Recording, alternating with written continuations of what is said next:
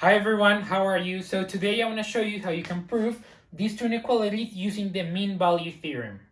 To prove these two inequalities, we first need to prove the first inequality because it will allow us to prove the second one, okay? And you'll see why in a moment. But for now, let's just begin with the first one. So if we want to prove this, well, there's a very important idea or method that we usually use in math, and that is we're going to define a function f. So I'm going to just say let f of x be equal to e to the x minus 1 plus x, okay? Now, the logic that I'm using right now to define this function is the following. So if e to the x is greater than 1 plus x for any positive value, for any positive x value, that means that if you subtract these two guys, you should always get a positive amount, okay? And that means that this function f of x should always be greater than 0 for values, for positive x values, okay? So now this inequality between these two guys should be true if this inequality is true, okay? Now, if f prime is greater than 0, that means that, well, we could also, imply that these two guys will create a function that is increasing, okay? If you subtract these two for any positive x value, and you always get a positive amount, well, you could conjecture that f prime will be positive too, okay? Because remember, we say that if f prime is positive, then f is increasing. And we know that based on our initial assumption that this inequality is true, okay? For now, we're assuming that. That's why I created this function. And we're going to see if that's true. So let's first check f prime.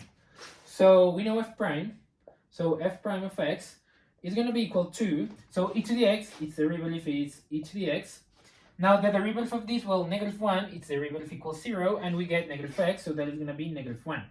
And we're saying that f prime should be positive for values, for positive x values, okay? So we should write this expression over here. Now, how can we prove, if we want to see if f prime is greater than 0, well, we need to prove that e to the x is greater than 1, okay? And let me show you how you can do that. So e to the x is going to be greater than 1. So you need to find for what x values this inequality is true, okay? And you're going to see something really nice that shows us that we're on the right track. So if you want to find, well, if you want to solve for x in this inequality, you can take the natural log on both sides of this inequality. So I'm going to do something like this so you know that I applied ln on both sides. So from here, well, we can do x times ln e. Remember, there's a property of logarithms that allows you to move the exponent to the front of the logarithm. Here we have ln of e to the x, so you can move x to the front and you get this. And we're going to say that this is greater than ln of 1, okay? And now you can see where I'm going. ln e is equal to 1, so we have x times 1, and ln of 1 is equal to 0, okay? If you're trying to find for what exponent e is equal to 1, well, that's going to be 0. E to the 0 equals 1. So ln 1 will be 0, okay? And you can see that for positive values of x, this inequality right here will be true. And that is exactly the range of values that we care about for f prime, okay? If x is positive, well, then we know that this inequality will be true, and that means that e to the x minus 1 will always yield a positive quantity, okay? And that is, well, it will be greater than 0, okay? Now we have proof that f prime is greater than 0, and that means that f will be an increasing function. And here's where we can use the mean value theorem. So we know the mean value theorem goes like this. So I'm not gonna write it in the fraction form. I'm gonna write it with the denominator on the right hand side. So this is gonna be f of b minus f of a will be equal to, we know is going to be f prime for some c value between a and b times the change in x, or in the input, which is going to be b minus a. And of course, we're assuming here that b is greater than a. Now, this is very important because right now we're going to translate the f of x function that we have into this equation. So you can see that we have an inequality for the mean value theorem, which is b minus a. And the inequality that we're dealing with is x greater than b minus a, is b greater than a, okay? That's the inequality for the mean value theorem. And the inequality that we have is x greater than 0, okay? Now, there's some resemblance between these two inequalities. We can define, so I'm going to say here that let b be equal to x, any x value, and this will be greater than a, where a is equal to 0, okay? Now this is exactly, we can, this expression is the same as these two inequalities, okay? So from here, well, we just get that if b is greater than a, x is also greater than 0, okay? And now we can plug in the values in the mean value theorem, or in, well, yeah, this expression that represents the mean value theorem. So let's do that. So I'm gonna add a period right here, and now we know b equals x, so we can say that f of x is gonna be, well, no, it's not gonna be anything yet. I'm not solving for it yet.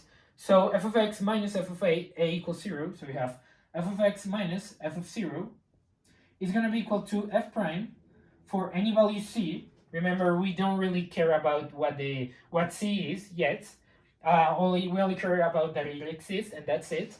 So we know f prime evaluated at c times is going to be the change in x, and that is going to be, well, b minus a is the same as x minus 0.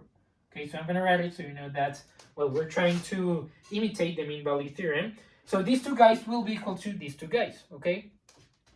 So there's something really nice here. We know f prime, we already proved that f prime is positive, okay?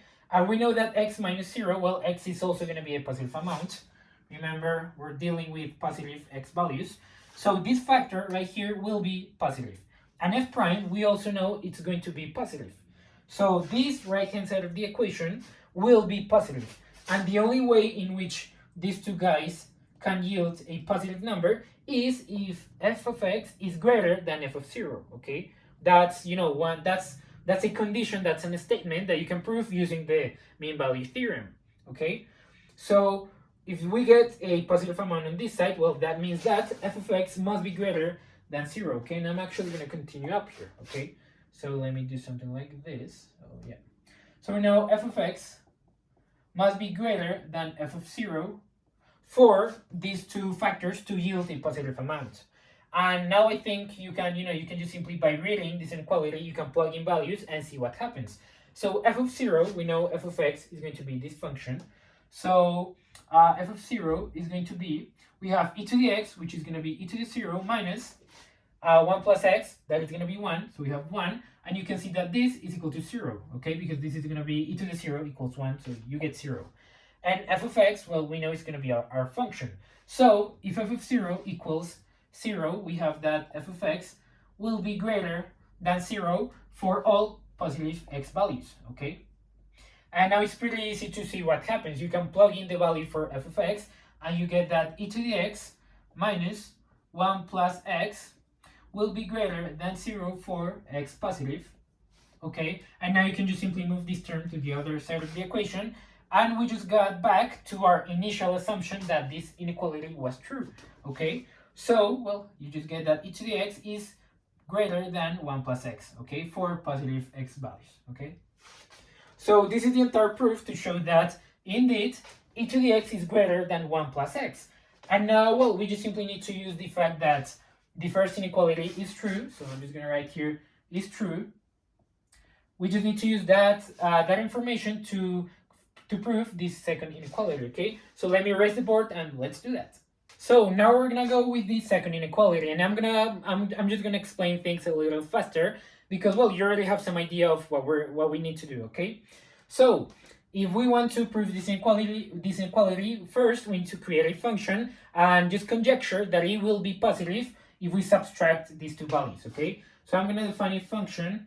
Let f of x be equal to e to the x minus the right hand side of the inequality, which is going to be minus 1 plus x squared over 2, okay? And this, of course, for positive values of x, okay? So this is what we have. Now, we know that if f is positive, and I actually missed, let me write that again, I actually missed the inequality sign for f, we're conjecturing that this is positive for positive x values, okay? So we're saying that f is greater than 0, and we know that the only way that could be true is if f prime is also greater than 0, okay? Because we're saying that f increases. So we want to check, first we want to check if f prime is indeed greater than 0. So let me see how much f prime is. So f prime of x is going to be derivative of e to the x, that is going to be e to the x. Now the derivative of this, well, we have -1. -1, its derivative is equal to 0. Negative x, its derivative is equal to -1. And we have negative x squared over 2. So you can move the 2 to the front and you no longer have any coefficient. And so you have minus x, okay? That is how much you get. And we're assuming that this is greater than 0 for values, for x values that are positive, okay?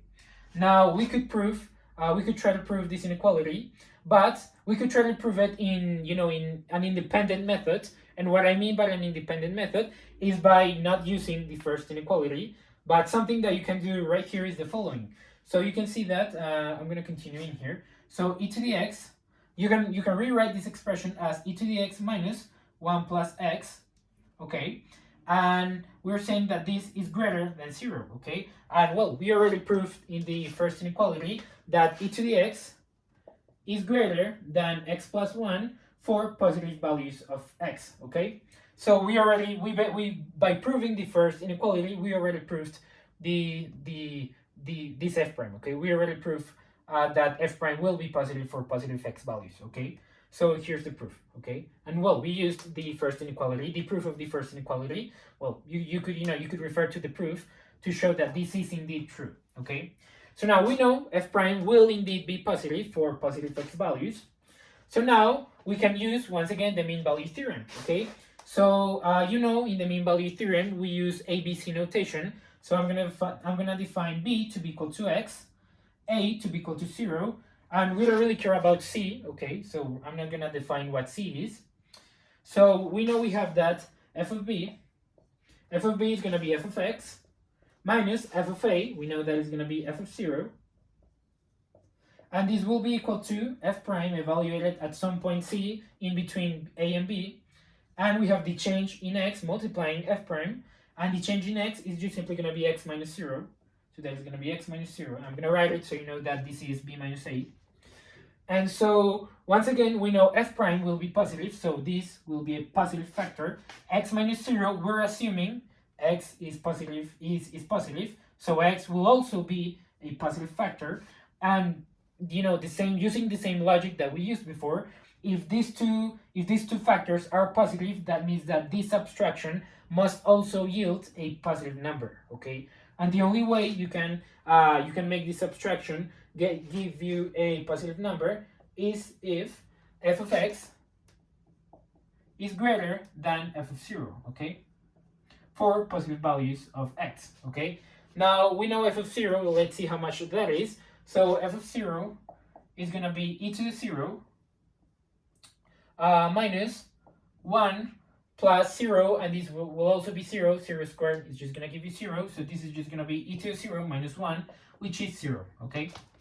And so once again, f of x, we know will be equal to our function. So you have e to the x minus 1 plus x squared over 2. And this will be greater than 0 for positive values of x, okay? And now you can just simply move the right term, this term over here to the right hand side of the inequality, and you just get that, sorry, not negative. So you just get that e to the x will be greater than, well, the initial expression that we had, okay? And this, that's not x, I'm sorry, this is 2. And that will be true for positive x values, okay? So this is the proof. Once again, we assumed that something was true, and by changing some notation and playing with the algebra, we just got to the conclusion that it is indeed true. Our assumption that this inequality is true, well, indeed is true. Usually in math, if you want to prove something, first you can assume that it is true, and if you play the algebra and you get back to that initial assumption, it means usually in most cases that it is true, okay, that your assumption was true, and that just finalizes the proof, okay? So yeah, that's been the entire video. I hope that you enjoyed it. I hope that you learned something, how you can use the mean value theorem to prove different inequalities. It's something very helpful in math. So I hope that, well, you developed some intuition about that. And yeah, that's been the entire thing. I hope that you enjoyed this video and see you in the following one. Bye.